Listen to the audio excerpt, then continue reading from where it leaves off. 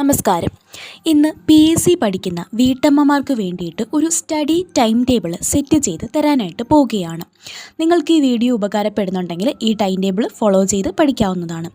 ഞാൻ ഈ ഒരു ടൈം ടേബിൾ സെറ്റ് ചെയ്തിരിക്കുന്നത് തുടങ്ങിയിരിക്കുന്നത് രാവിലെ 11 മണിക്കാണ്.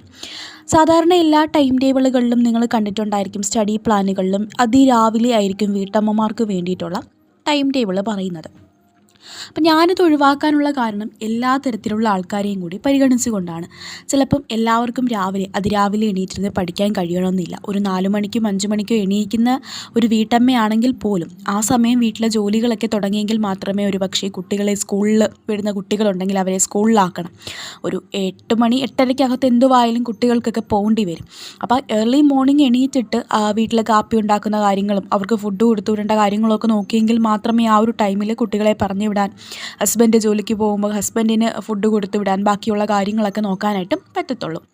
അപ്പോൾ ആ ഒരു ടൈമിൽ എല്ലാവർക്കും പറ്റണമെന്നില്ല. ഇനി അങ്ങനെ പറ്റുന്നവരാണ്, നിങ്ങൾക്കൊരു ജോലിയൊക്കെ 6:30 ആ ഒരു ടൈമിലൊക്കെ സ്റ്റാർട്ട് ചെയ്താൽ മതി എന്നുണ്ടെങ്കിൽ നിങ്ങൾക്കൊരു രാവിലെ എണീറ്റൊരു 5 മണി തൊട്ട് 6:30 വരെ അല്ലെങ്കിൽ 4:30 തൊട്ട് 6:30 വരെയൊക്കെ പഠിച്ച് നോക്കാവുന്നതാണ്. ഓക്കെ ആണല്ലോ. അപ്പോൾ ഞാൻ ഈ ഒരു സ്റ്റഡി പ്ലാൻ 11 മണിക്കാണ് സെറ്റ് ചെയ്തിരിക്കുന്നത്. നിങ്ങൾ രാവിലെ എണീക്കുന്നവരുണ്ടെങ്കിൽ കുട്ടികളെയൊക്കെ സ്കൂളിൽ വിടണമെന്നുണ്ടെങ്കിൽ എന്ത് ചെയ്യുക, നിങ്ങളുടെ ജോലികളല്ലേ, അടുക്കളയിലെ ജോലികളും അകത്തെ ജോലികളും ഒക്കെ ഒരു 11 മണിക്കകം വെച്ച് തീർക്കാനായിട്ട് ശ്രമിക്കുക. എന്നിട്ടൊരു 11 മണിയാകുമ്പോൾ പഠിക്കാനായിട്ടിരിക്കുക. ഒരു 11 മണി തൊട്ട് 12 മണി വരെ, 11 മണി തൊട്ട് ഒരു 12 മണി വരെ നിങ്ങൾ മെയിൻ ടോപ്പിക്ക് പഠിക്കുക. അതായത് നിങ്ങളുടെ സിലബസിലെ മെയിൻ ടോപ്പിക് ഒരു പോർഷൻ എടുത്തിട്ട് നിങ്ങളത് പഠിച്ചു തീർക്കാനായിട്ട് ശ്രമിക്കുക. ഇപ്പം ഫോർ എക്സാമ്പിൾ യൂറോപ്യന്മാരുടെ വരവ് എന്ന് പറയുന്നൊരു ടോപ്പിക്ക് എടുക്കുകയാണെങ്കിൽ മാക്സിമം നിങ്ങൾക്ക് എത്രത്തോളം പഠിക്കാൻ കഴിയും അത് ആ ഒരു ടൈമിൽ പഠിച്ച് തീർക്കുക. ആ ഒരു ടൈമിൽ പഠിച്ച് തീർക്കാൻ നോക്കുക. പറ്റിയില്ലെങ്കിൽ നമുക്ക് അടുത്ത ദിവസം അത് തീർക്കാം. അടുത്തത് 12 മണി തൊട്ട് 1 മണി വരെ. നിങ്ങൾക്ക് അത്യാവശ്യം ഒരു വിശപ്പൊക്കെ വന്നു അല്ലേ, ഒരു ഉറങ്ങുന്ന മൂഡിലേക്ക് പോവുകയാണെങ്കിൽ ആ ഒരു ടൈം എന്ത് ചെയ്യുക, കുറച്ച് മാത്സ് പഠിക്കുക. പെട്ടെന്ന് ആ ടൈം പോവുകയും ചെയ്യും. നിങ്ങൾ മാത്സ് പഠിക്കുമ്പോൾ നിങ്ങൾക്ക് പെട്ടെന്ന് സമയം പോയിട്ട് നിങ്ങൾ നല്ലതായിട്ട് പഠിച്ചെടുക്കുന്നതായിട്ട് തോന്നുകയും ചെയ്യും. അതിനുശേഷം 1 മണി തൊട്ട് 2 മണി വരെ ലഞ്ച് ബ്രേക്കിനുള്ള സമയമാണ്. 1 മണി തൊട്ട് ഇനി ഫുഡ് എടുത്ത് കൊടുക്കേണ്ട ആൾക്കാരുണ്ടെങ്കിൽ അവർക്ക് എടുത്ത് കൊടുക്കുക, നിങ്ങൾ ഫുഡ് കഴിക്കുക, റെസ്റ്റ് എടുക്കുക 1 മണിക്കൂർ. അതിനുശേഷം വീണ്ടും 2 മണി തൊട്ട് 3:30 വരെ മലയാളം, ഇംഗ്ലീഷ്, കറണ്ട് അഫേഴ്സ് പഠിക്കാനായിട്ട് നോക്കുക. ആ ഒരു ടൈമിൽ നിങ്ങൾക്ക് എന്ത് ചെയ്യാം, ഈ മലയാളം, ഇംഗ്ലീഷ്, കറണ്ട് അഫേഴ്സൊക്കെ കുറച്ച് ക്വസ്റ്റ്യൻസ് വർക്കൗട്ട് ചെയ്ത് കണ്ടെത്തുന്ന രീതിയിലൊക്കെ ഒന്ന് പഠിച്ച് നോക്കുക. അവിടെ 1.5 മണിക്കൂറുണ്ട്, വേണമെങ്കിൽ അരമണിക്കൂർ സ്പ്ലിറ്റ് ചെയ്ത് പഠിക്കാം. അതിനുശേഷം 3:30 കഴിയുമ്പോഴത്തേനും ഇനി കുഞ്ഞു മക്കളൊക്കെ ഉണ്ടെങ്കിൽ അവർ സ്കൂളിൽ നിന്ന് വരുന്ന ടൈമാവും അല്ലേ. പിന്നെ നിങ്ങൾക്ക് അവരുടെ കാര്യങ്ങൾ നോക്കണം, അവരെ കുളിപ്പിക്കണം അല്ലേ, ഈ കാര്യങ്ങളെല്ലാം നമ്മൾ നോക്കണം.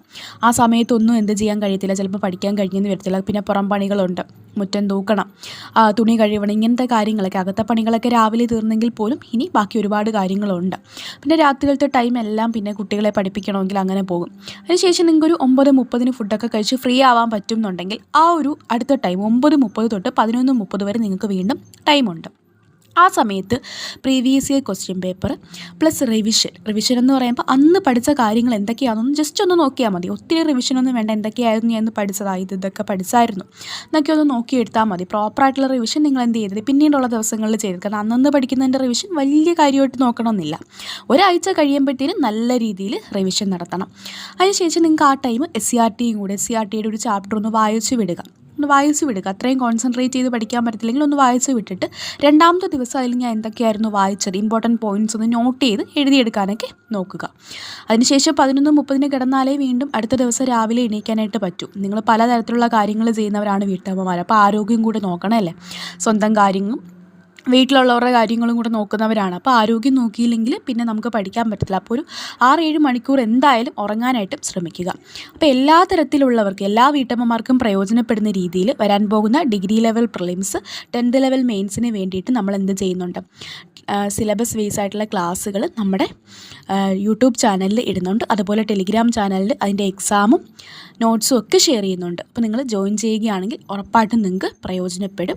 ചാനലിൻ്റെ ലിങ്ക് ഫസ്റ്റ് കമൻറ്റിൽ കൊടുത്തേക്കാം. ഇതുപോലുള്ള യൂസ്ഫുൾ വീഡിയോസിന് സബ്സ്ക്രൈബ് ചെയ്ത് സപ്പോർട്ട് ചെയ്യുക. ഇതുപോലെ നിങ്ങൾക്ക് എന്തെങ്കിലും അഭിപ്രായങ്ങൾ ഉണ്ടെങ്കിൽ അത് കമൻറ്റ് ചെയ്യുക. താങ്ക്